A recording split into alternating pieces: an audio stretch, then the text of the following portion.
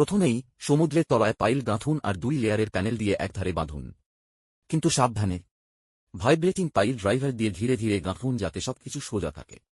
এরপর ধাপে ধাপে পানি নিষ্কাশন করুন, বালি আর পাথর দিয়ে ভরাট করুন। এবার উপরের অংশে স্টিল পাইপ বসিয়ে পানির চাপ তৈরি করুন। কংক্রিটের ফ্রেম তৈরি করুন, তারপর 1 মিটার পুরু অ্যাক্রিলিক বেস বসিয়ে দিন যেন পরিষ্কার দেখা যায়, হাঙর সহ। দেয়াল টাইলস দিয়ে ঢেকে দিন, কাঠের বোর্ড দিয়ে জায়গা ভাগ করুন।